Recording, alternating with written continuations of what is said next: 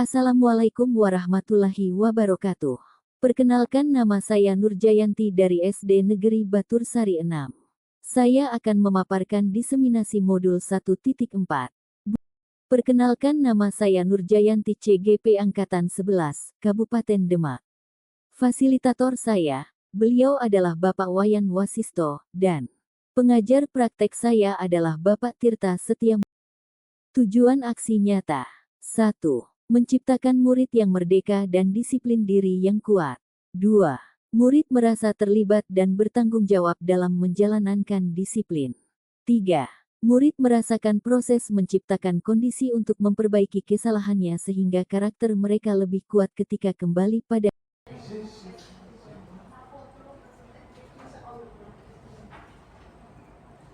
Bismillahirrahmanirrahim. Assalamualaikum warahmatullahi wabarakatuh.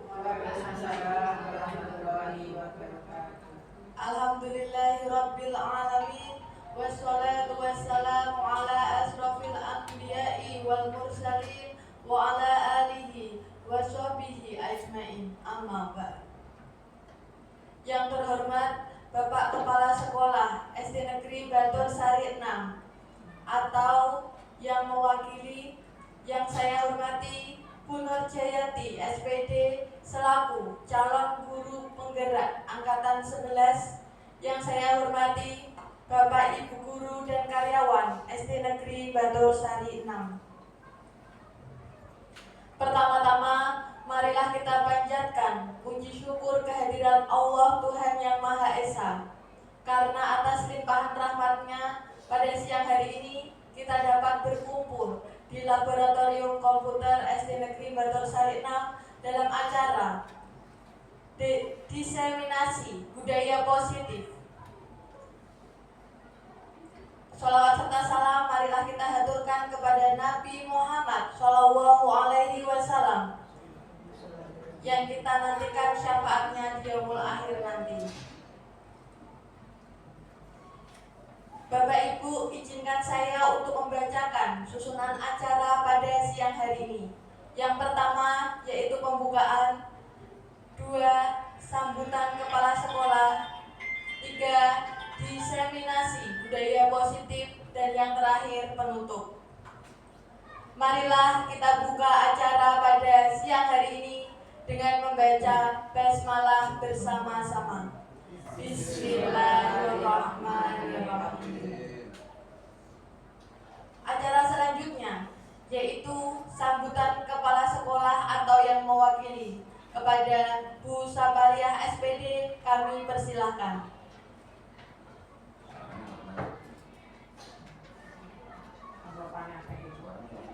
Assalamualaikum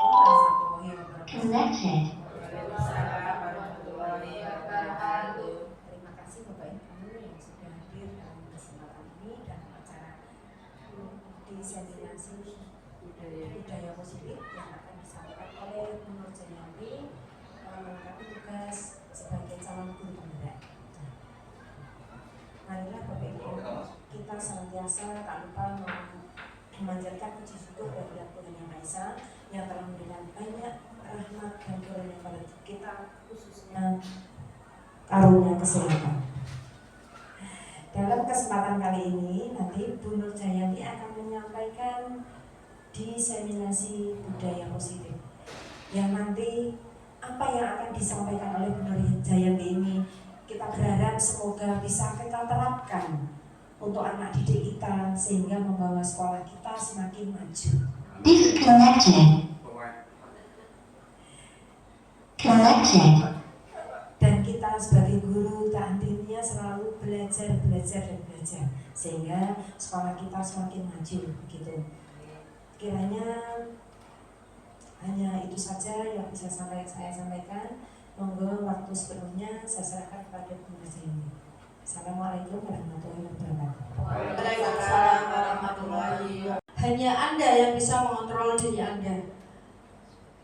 Stimulus respon, saya bisa mengontrol orang lain, Anda tidak bisa mengontrol orang lain.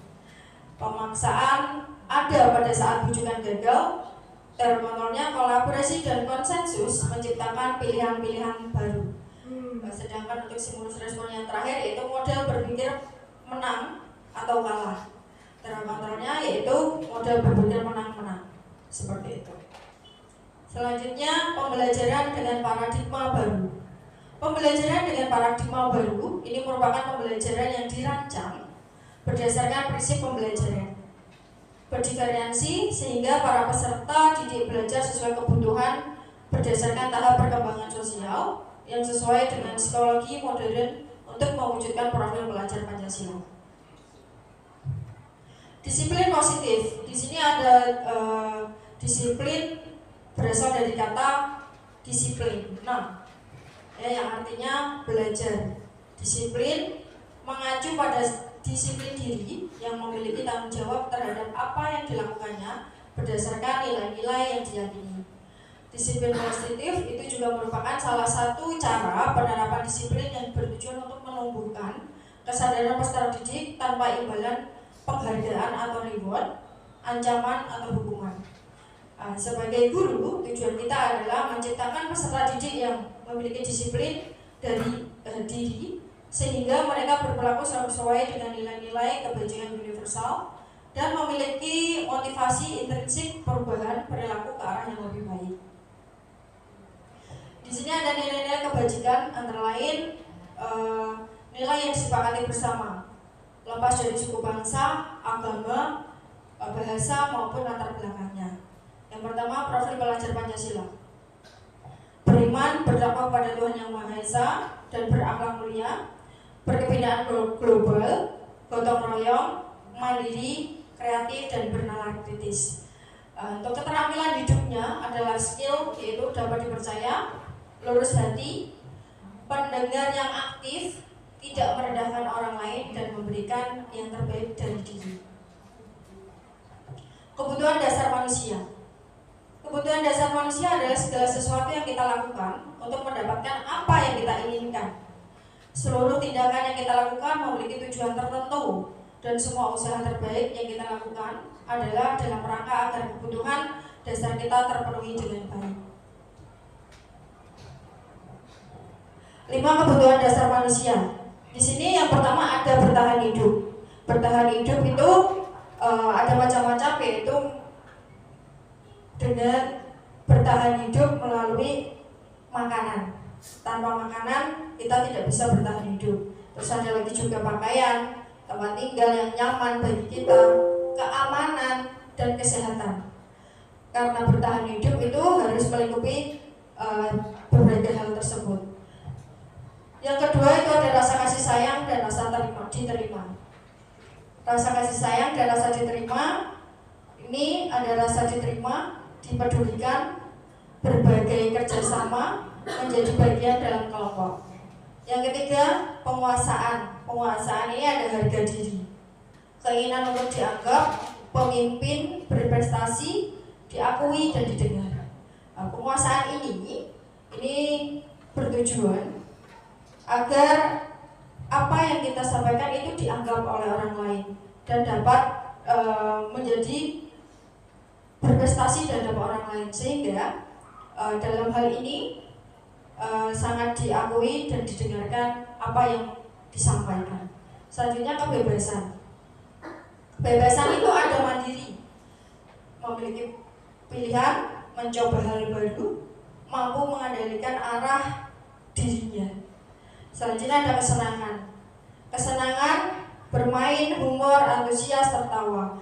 Ketika kita pembelajaran dengan anak, ketika anak itu bisa mandiri, bisa bermain, bisa humor di dalam kelas dan menyimak apa yang kita sampaikan dengan baik, maka apa yang diterima anak juga akan masuk dalam dirinya dengan baik. Ketika kita memberikan pembelajaran dengan cara yang monoton, maka anak akan mengambilnya juga dengan cara yang tidak yang belum bisa maksimal. Sehingga ketika menyampaikan pembelajaran, kita juga harus mempunyai trik tertentu supaya anak bisa senang dalam menerima pembelajaran.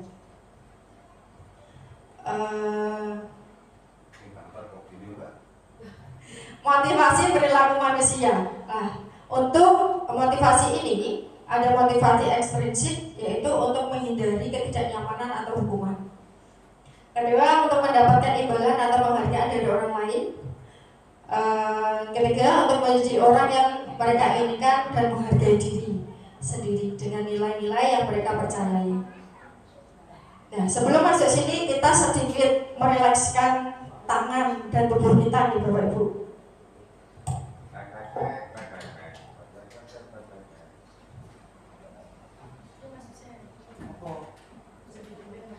Senam itu loh.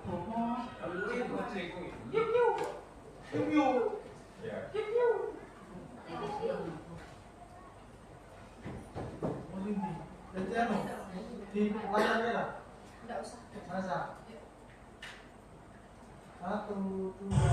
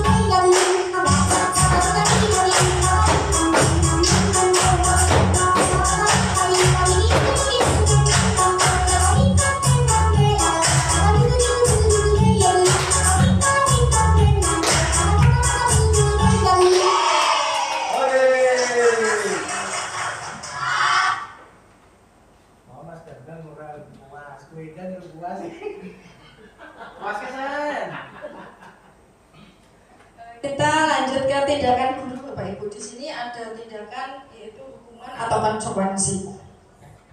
Nah, di sini ada sebuah pertanyaan. Ada sebuah kalimat mencatat 100 kali di dalam buku kalimat.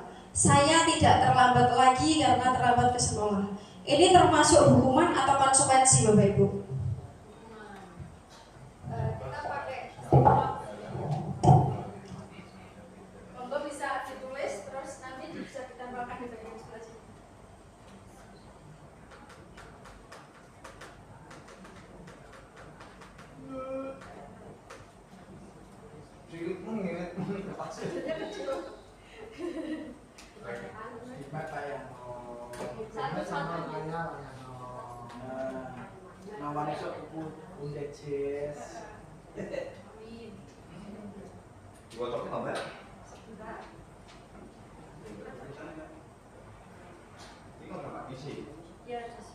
Di nomor 1 2 sekian Nora. Ya kasih nomor Pak biar nanti tidak hanya hukuman atau konsekuensi saja yang ditulis, bukan tulisan ini depannya. Poin 1 ini termasuk hukuman atau konsekuensi. Dibaca kalau laptop. Yang satu berarti satu. Iya, satu. Satu poin satu kertas. Iya. Ini untuk nomor 1 Pak Yanto bisa maju nanti. Nah ini mencatat 100 kali di dalam buku kalimat. Saya tidak terlambat lagi karena terlambat ke sekolah. Termasuk hukuman atau konsekuensi Pak Yanto. Silakan ditulis bisa ditanggalkan. Oh Pak Yanto. Yang kedua basket 2 kali karena terlambat hadir di sekolah, termasuk hukuman atau konsekuensi. Hukuman. Langsung ditempel Pak Yanto. Ditempel. Iya, yang nomor 1. Yang nomor 2 hukuman. Bu Rizky bisa ditempel Bu Rizky. Aku mau mengganti. Ketiga, murid diminta untuk push up 10 kali karena tidak menggunakan masker di sekolah.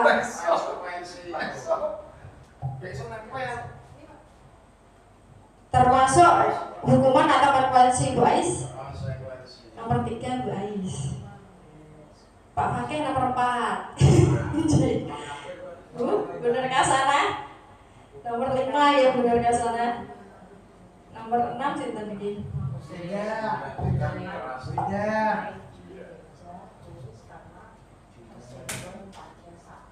Silakan tugas Bu. Bisa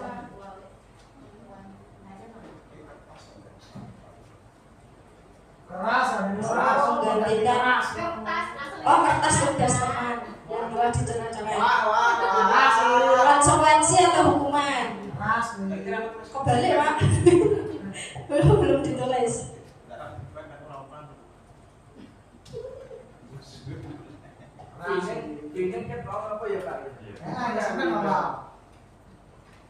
Pak Yanto boleh isi lagi ditempel. Nanti disuruh ngasih alasan enggak? Tidak.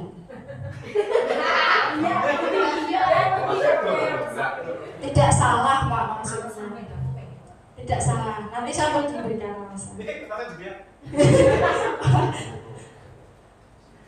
Murid disuruh untuk tidak mengenakan sepatu seharian di sekolah karena tidak mengenakan sepatu hitam, termasuk konsekuensi atau hukuman Konsekuensi. Lagi kurang 1 Pak. Apa? Yang berapa Pak? Lari mengelilingi lapangan basket 2 kali karena terlambat 10 menit. Itu konsekuensi. Murid disuruh.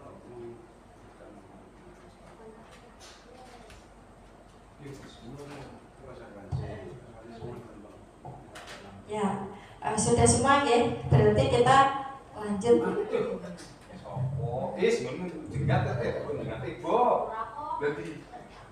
Coba kita koreksi sekarang nih. Wajib sama atau Nah, ini mencatat 100 kali di dalam buku kalimat. Saya tidak terlambat lagi karena terlambat ke sekolah. Ini termasuk hukuman. Benar. Tepuk tangan buat Pak Yanto.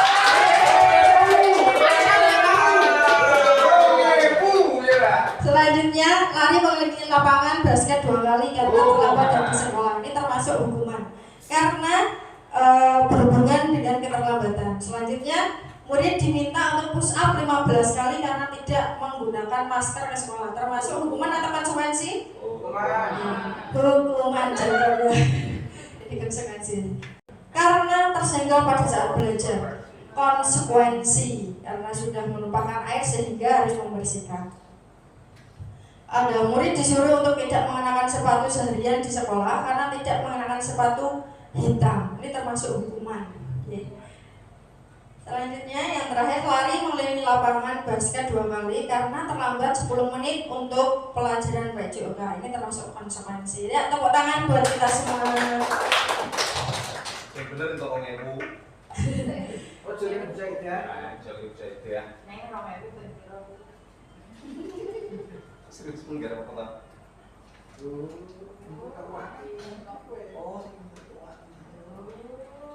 Perbedaan hukuman dan konsekuensi. Di sini kalau hukuman itu sesuatu yang menyakitkan harus terjadi. Terus lagi membuat anak sakit fisik atau maupun hati untuk jangka waktu lama. Sehingga ketika kita menghukum anak dengan hukuman fisik, maka anak akan minatnya sampai jangka waktu lama. Selanjutnya anak membenci kedisiplinan. Dengan cara menghukum anak itu secara otomatis dia akan membenci dengan kedisiplinan. Atau seringnya bisa disebut melanggar seperti itu. Selanjutnya adalah paksaan. Memaksa sesuatu hal itu juga kurang baik. Sehingga nanti akan berdampak ke depan pada anak. Selanjutnya yaitu izin ke toilet. oh izin monggo. mendorong anak menyakiti diri sendiri. Dengan menghukum itu juga dapat mendorong anak menyakiti diri sendiri. Terus konsep diri yang buruk. Selanjutnya anak belajar untuk menyembuhkan kesalahan. Ketika kita menghukum, otomatis anak akan ternyang di sini. Saya harus melakukan hal yang terbaik. Sehingga apa yang disampaikan guru, anak itu akan merasa dia akan menyembunyikan kesalahannya ketika dia dihukum. Selanjutnya ada marah, rasa bersalah, dipermalukan, merasa tidak dihargai. Dengan dihukum, anak itu otomatis akan merasa bersalah, marah, tidak dihargai, baik itu tidak dihargai teman maupun guru. Sedangkan konsekuensi, ini ada sesuatu yang harus terjadi, membuat anak merasa tidak nyaman dalam jangka waktu pendek. Karena konsekuensi itu jangkanya pendek, Bapak Ibu. Ketika hukuman itu akan ternyang di memori anak itu sampai jangka panjang. Ketika kita masih kecil di SD misalnya, kita disakiti fisik sama guru, maka dia akan ternyang di sini sampai dia dewasa. Mereka akan merasa dulu saya pernah dipukul, dulu saya pernah dilempar penghapus seperti itu. Tetapi dengan konsekuensi, misalkan dia melakukan kesalahan, konsekuensinya harus membersihkan sampah atau dan sebagainya, itu termasuk jangka pendek. Selanjutnya membuat anak tidak nyaman dalam jangka waktu pendek. Ini yang tadi, anak menghargai disiplin.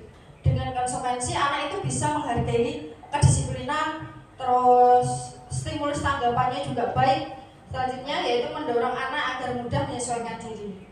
Ada konsep diri yang baik, anak belajar untuk mematuhi peraturan, kehilangan hak, dibuat tidak nyaman, diasingkan untuk sementara atau time out. Jadi untuk konsekuensi itu lebih ke jangka pendek, sedangkan untuk hukuman itu lebih ke jangka panjang, sehingga di memori anak lebih lama. 5 posisi kontrol guru. Yang pertama menghukum, kedua membuat merasa bersalah, ketiga menjadi teman, ketiga pemantau, keempat pemantau, dan kelima sebagai manajer. Di mana dengan menghukum ini guru itu bisa menjadi penghukum, bisa juga menjadi merasa bersalah, membuat anak itu merasa bersalah. Misalkan seperti ini, ketika anak melakukan kesalahan, guru itu menjelaskan secara halus, halo Nino, kok tidur di kelas ya, guru kan sedang menjelaskan, ayo bangun, kita belajar bersama. Itu menciptakan rasa pembuatan merasa bersalah, bukan dengan cara dibentak atau dihukum seperti itu. Selanjutnya sebagai guru kita juga menjadi teman bagi anak-anak. Kita merangkul anak-anak. Ketika kita merangkul anak-anak, anak nyaman, anak bisa belajar di dalam kelas dengan rasa nyaman juga. Tapi ketika di kelas kita menjadi sedikit agak galak, maka anak di kelas juga tidak nyaman. Selanjutnya pemantau. Sebagai pemantau itu maksudnya begini, kita memantau apa kegiatan anak yang dilakukan di dalam kelas maupun di luar kelas. Kita melihatnya secara jarak jauh dan menelitinya secara baik. Apa yang mereka lakukan, apakah itu baik atau tidak, butuh konsekuensi atau tidak, kita dapat berperan sebagai pemantau. Selanjutnya sebagai manajer. Sebagai manajer yaitu harus bisa berdiri di tengah-tengah. Dalam artian begini, ketika ada anak yang bertengkar, kita sebagai manajer harus menjadi penengah, harus mencari titik temu yang bagus. Jangan langsung memihak satu orang. Jadi kita harus menyelesaikannya secara bertahap, tidak langsung mengejar satu anak, tapi kita harus mencarinya dengan solusi, menyelesaikan satu persatu persoalan masalah tersebut. Contoh penerapan posisi kontrol penghukum. Ini kalau menghukum, hormat pada bendera selama 1 jam. Ini termasuk penghukum. Terus membuat rasa bersalah. Berapa kali bapak ibu harus memberitahu kamu selalu mengecewakan. Itu membuat rasa bersalah. Kalau di teman sini, ayo ikuti aturan sekolah. Tolong bantu bapak ibu, lain kali jangan berbuat seperti itu. Kalau sebagai teman kita harus membujuk anak dengan baik-baik, sehingga anak nanti bisa melakukannya dengan baik juga. Contoh penerapan posisi kontrol untuk yang selanjutnya itu pemantau. Kami sudah melanggar aturan sekolah, kamu sudah melanggar aturan sekolah, kamu tahu konsekuensinya. Setelah upacara silahkan membeli atribut di koperasi seperti ini. Ini sebagai pemantau. Terus sebagai manajer, apakah kamu tahu kesalahanmu? Menurutmu bagaimana cara memperbaiki kesalahanmu? Posisi kontrol, apakah aku jika mengenali? Terus kita terapkan di kelas dengan menyepakatinya. Apakah ini termasuk budaya termasuk positif atau tidak? Kalau positif, kita terapkan di kelas. Contoh, datang ke sekolah tepat waktu sebelum pukul 7. Itu merupakan keyakinan kelas. Terus di dalam kelas tidak boleh berbicara ketika guru menjelaskan, seperti itu. Segitiga restitusi. Jadi di segitiga restitusi ini ada 3, yaitu menstabilkan identitas, kedua memvalidasi tindakan yang salah, dan menanyakan keyakinan. Proses dialog yang dijalankan guru agar dapat menghasilkan murid yang mandiri dan bertanggung jawab. Mengubah identitas siswa dari yang gagal karena melakukan kesalahan menjadi siswa yang mau memperbaiki kesalahan. Berbuat salah itu wajar. Jadi ketika anak berbuat salah itu wajar. Tidak ada manusia yang sempurna. Bahkan kita pun terkadang masih membuat kesalahan. Bapak atau ibu juga pernah melakukan itu. Bapak atau ibu tidak mau mencari siapa yang salah, tapi ingin mencari solusi dari permasalahan ini. Ketika ada suatu permasalahan, kita itu harus menjadi penengah juga bagi anak didik. Kita tidak bisa menyalahkan satu anak dengan satu anak yang lainnya tanpa mencari kebenarannya terlebih dahulu. Ketika kita mengejar anak ini salah, tetapi kita tidak mencari kebenaran, berarti sama saja kita menzalimi anak. Seperti itu.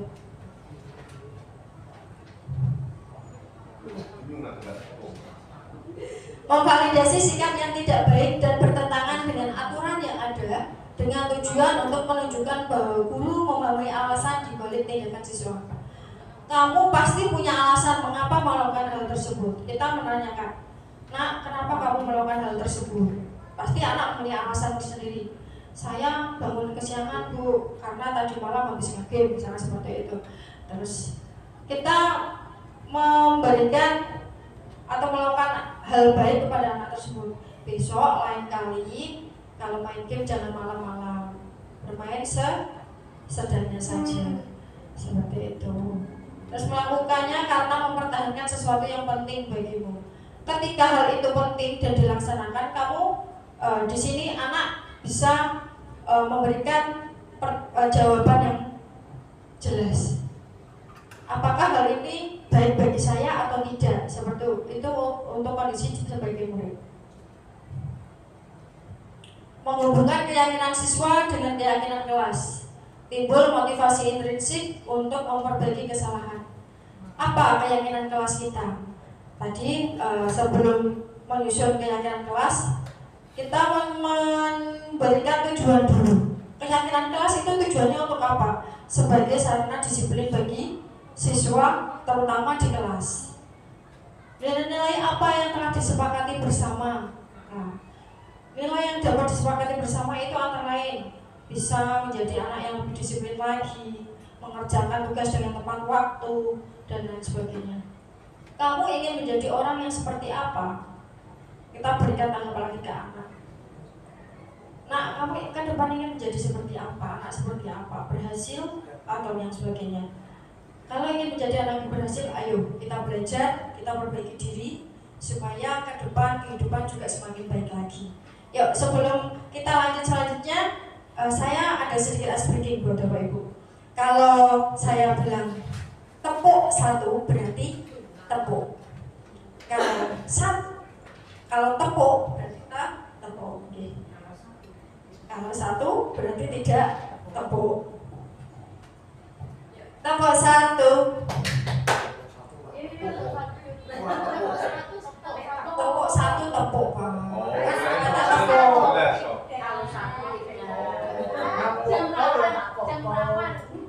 Tepuk satu. Belum fokus berarti ya Pak ya. Jam rawan ngantuk ya. Tepuk dua. Tepuk. Kan ada kata tepuk ya.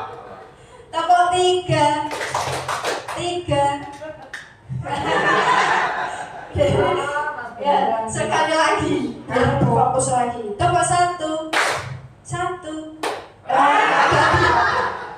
Berarti belum fokus Pak Bambang.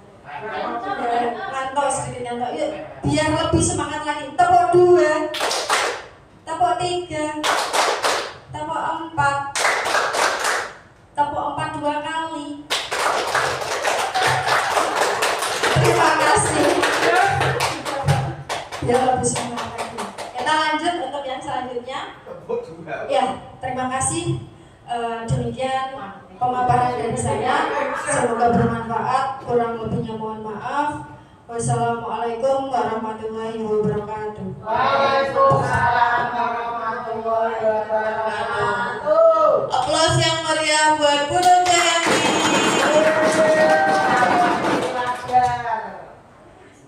Alhamdulillahirrabbilalamin. Acara pada hari ini telah terlaksana dengan baik. Semoga apa yang disampaikan oleh Bu Nur Jayanti dapat bermanfaat bagi kita semua dan dapat berdampak baik untuk praktek pembelajaran di kelas Bapak Ibu semua.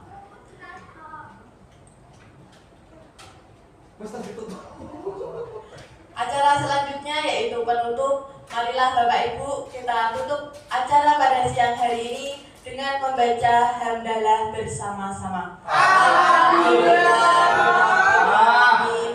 Saya selaku pembawa acara memohon maaf apabila ada kesalahan. Wassalamualaikum warahmatullahi wabarakatuh.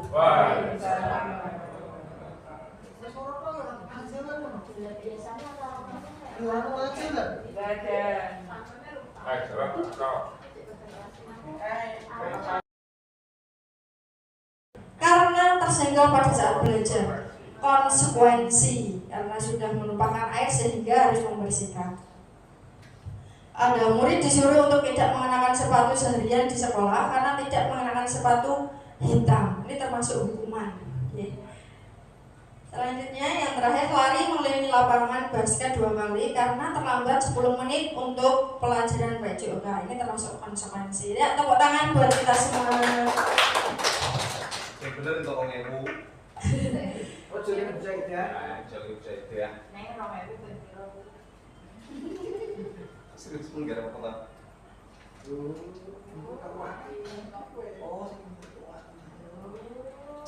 Perbedaan hukuman dan konsekuensi. Di sini kalau hukuman itu sesuatu yang menyakitkan harus terjadi.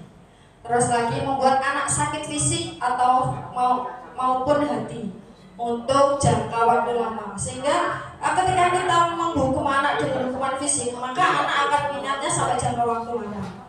Selanjutnya anak membenci kedisiplinan. Dengan cara menghukum anak itu secara otomatis dia akan membenci dengan kedisiplinan. Atau seringnya bisa disebut melanggar seperti itu. Selanjutnya adalah paksaan. Memaksa sesuatu hal itu juga kurang baik. Sehingga nanti akan berdampak ke depan pada anak. Selanjutnya yaitu izin monggo. Mendorong anak menyakiti diri sendiri. Dengan menghukum itu juga dapat mendorong anak menyakiti diri sendiri. Terus konsep diri yang buruk. Selanjutnya anak belajar untuk menyembuhkan kesalahan. Ketika kita menghukum, otomatis anak akan ternyang di sini. Saya harus melakukan hal yang terbaik. Sehingga apa yang disampaikan guru, anak itu akan merasa dia akan menyembunyikan kesalahannya ketika dia dihukum. Selanjutnya ada marah, rasa bersalah, dipermalukan, merasa tidak dihargai. Dengan dihukum, anak itu otomatis akan merasa bersalah, marah, tidak dihargai, baik itu tidak dihargai teman maupun guru.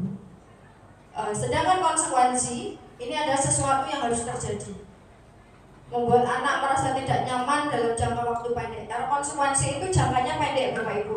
Ketika hukuman itu akan ternyang di memori anak itu sampai jangka panjang.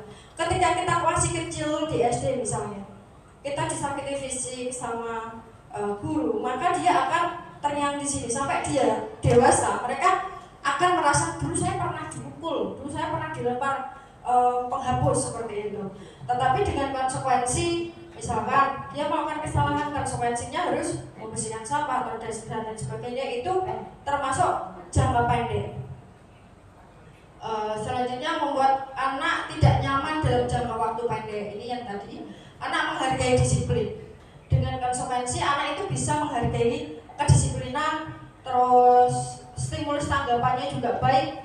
Selanjutnya yaitu mendorong anak agar mudah menyesuaikan diri. Ada konsep diri yang baik, anak belajar untuk mematuhi peraturan, kehilangan hak dibuat tidak nyaman, diasingkan untuk sementara atau time out. Jadi untuk konsekuensi itu lebih ke jangka pendek, sedangkan untuk hukuman itu lebih ke jangka panjang, sehingga di memori anak lebih lama.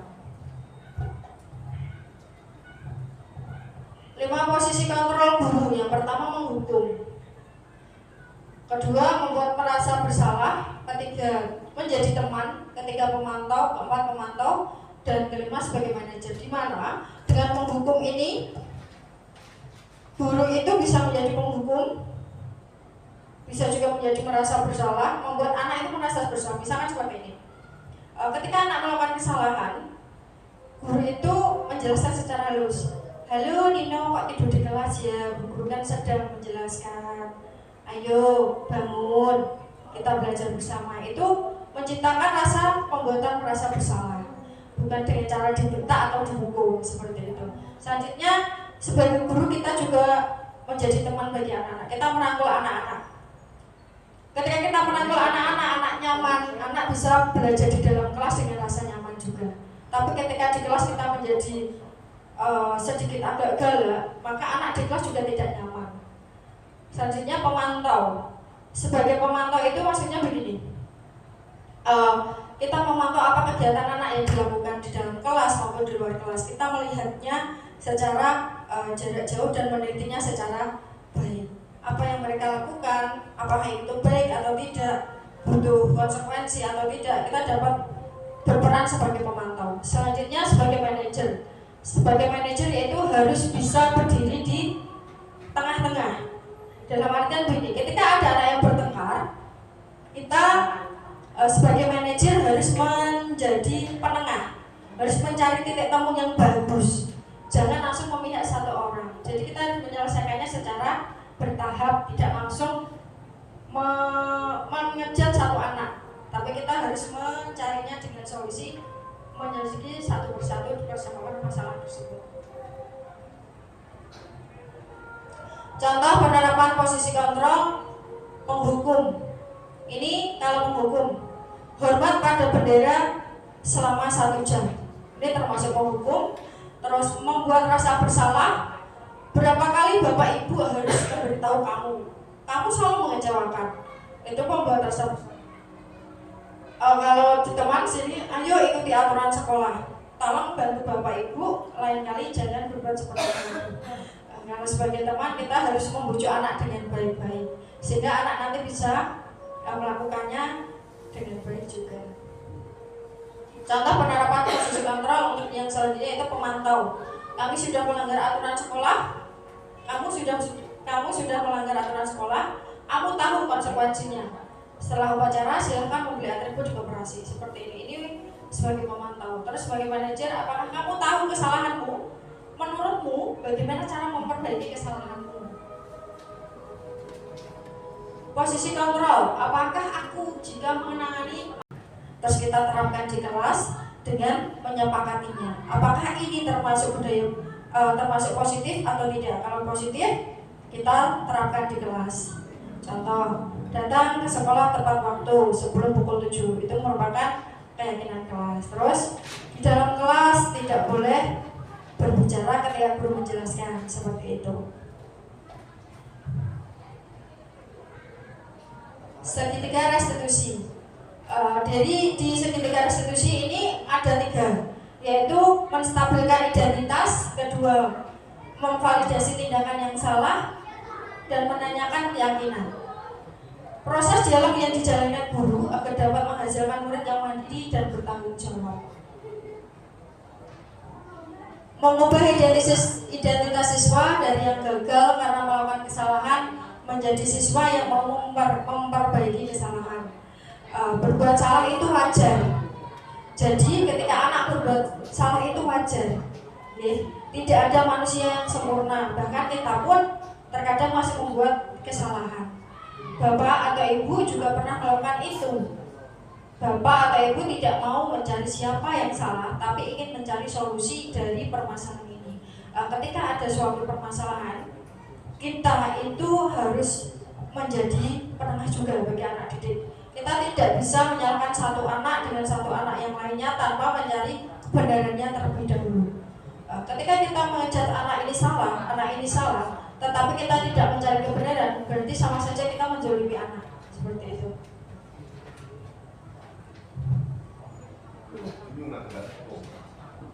Memvalidasi sikap yang tidak baik dan bertentangan dengan aturan yang ada dengan tujuan untuk menunjukkan bahwa guru memahami alasan di balik tindakan siswa. Kamu pasti punya alasan mengapa melakukan hal tersebut. Kita menanyakan, "Nak, kenapa kamu melakukan hal tersebut?" Pasti anak punya alasan tersendiri. "Saya bangun kesiangan, Bu, karena tadi malam habis nge-game," misalnya seperti itu.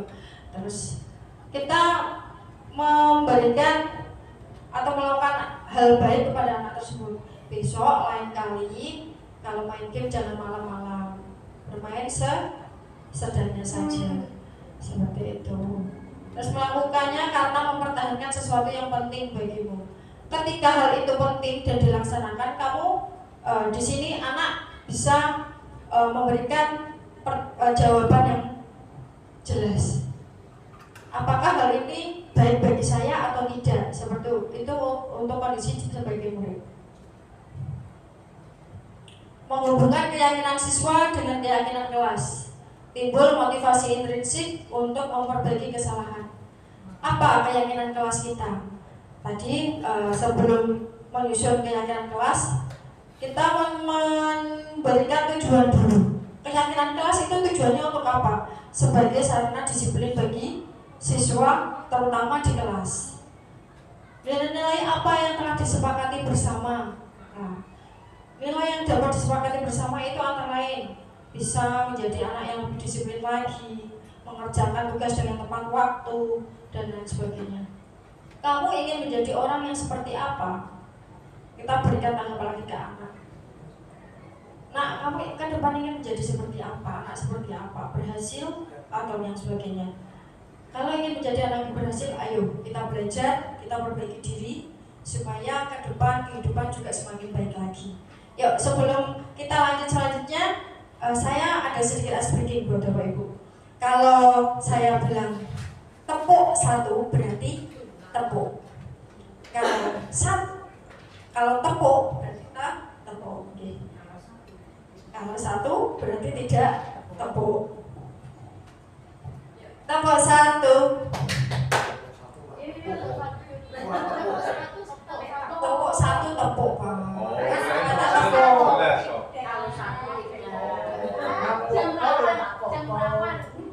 Tepuk satu. Belum fokus berarti ya Pak ya. Jam rawan ngantuk ya. Tepuk dua. Tepuk. Kan ada kata tepuk ya. Tepuk tiga.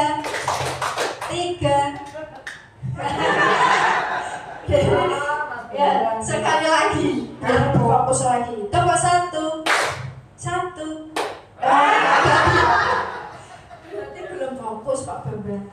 Ngantuk sedikit ngantuk. Yuk, biar lebih semangat lagi. Tepuk dua. Tepuk tiga. Tepuk empat. Tepuk empat 2 kali.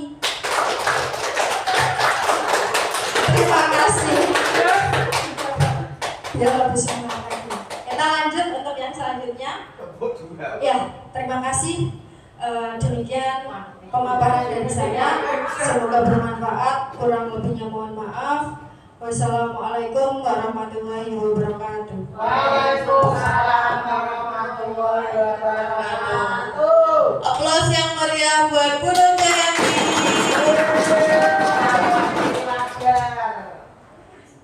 Alhamdulillahirrabbilalamin. Acara pada hari ini telah terlaksana dengan baik. Semoga apa yang disampaikan oleh Bu Nur Jayanti dapat bermanfaat bagi kita semua dan dapat berdampak baik untuk praktek pembelajaran di kelas Bapak Ibu semua.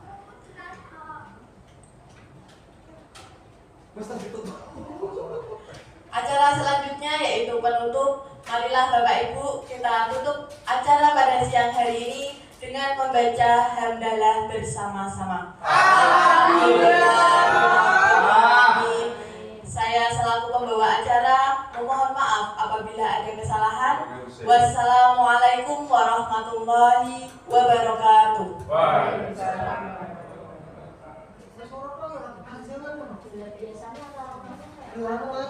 Tidak ada.